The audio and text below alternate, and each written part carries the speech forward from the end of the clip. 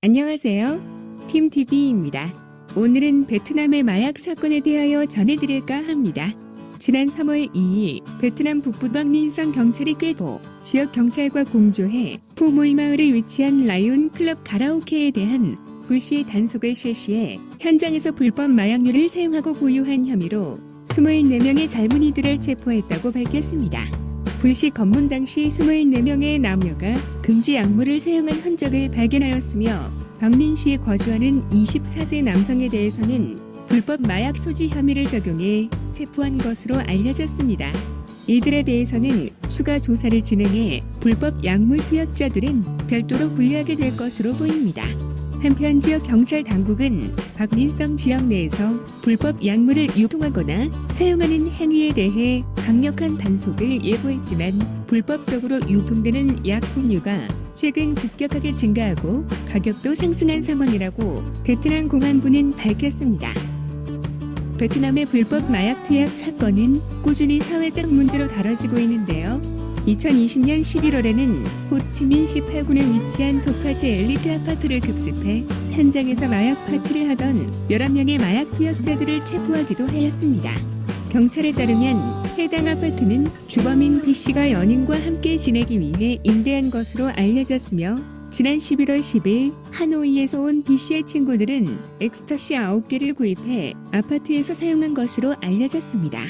최근 마약 파티를 위해 아파트 홈스테이를 이용하는 것으로 알려지면서 심각한 사회 문제로 등장하고 있는 상황인데요. 이에 따라 당국에서는 아파트 숙박시설에 대한 관리를 강화할 예정이라고 밝혔습니다. 또한 이전에는 베트남에서 해피벌룬은 마약류로 분류되지 않았는데요. 2013년 하노이의 한 가라오케에서 처음 판매를 시작하여 이후 호기심에 시작한 많은 젊은이들을 통해 전국적으로 유행처럼 퍼져나갔습니다. 심지어 술을 마시지 않는 친구들도 해피벌룬을 즐길 정도였으니까요. 베트남의 클럽이나 바에서 심지어 맥주거리와 같은 곳에서도 손쉽게 구할 수 있기 때문에 베트남을 찾은 젊은 여행객들 사이에서 이를 일종의 이색 문화체험으로 여길 정도였습니다. 단순한 호기심에 한 번쯤은 괜찮겠지라는 생각으로 시작하는 경우인 것이죠. 베트남에 여행을 왔던 20대 한국인 A씨는 자신의 SNS에 나도 모르게 웃음이 터져서 신기하다는 글을 남기기도 하고 또 다른 20대 B씨는 처음에는 별로였는데 이상하게 자꾸 찾게 된다. 만취한 느낌이다라고 쓰기도 하였습니다. 해피벌룬은 베트남어로 봉구이라고 불리는데요. 해피벌룬 속에 들어있는 아산화질소를 마시면 순간적인 환각 효과로 약 20에서 30초 동안 정신이 몽롱해지는 기분이 들게 됩니다. 기분을 좋게 하고 통증을 줄여주는 효과가 있는 아산화질소는 정신과나 치과 등에서 마취제로 사용되기도 하는데요. 환각 물질인 아산화질소를 반복해서 흡입하면 질식이나 방향감각 상실이 나타나고 심한 경우 저산소증으로 사망까지 이르게 된다고 합니다. 한국에서도 20대 남성이 사망하는 사고가 있었는데요. 한국에서는 해피벌룬이 엄연한 불법이기 때문에 해외에서 흡입하더라도 당연히 국내법으로 처벌받게 됩니다. 해피벌룬 흡입이 적발되면 화학물질관리법에 따라 3년 이하의 징역 또는 5천만 원 이하의 벌금이 부과되는데요. 의료용으로 사용하는 경우를 제외하고 아산화질소를 흡입 목적으로 소지하거나 판매하는 것도 금지되어 있습니다.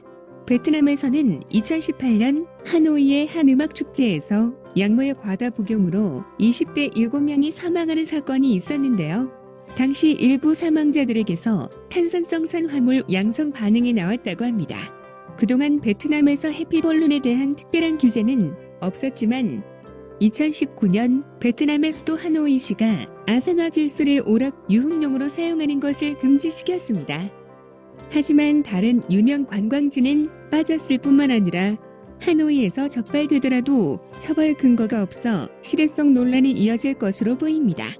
해외여행의 기분에 들떠 자칫 유혹에 넘어갈 수도 있는데요. 법적인 제재가 아니더라도 생명과 직결된 문제이기 때문에 꼭 명심하시고 주의해야 할 것 같습니다. 이상 베트남 소식을 전해드린 팀TV였습니다. 감사합니다.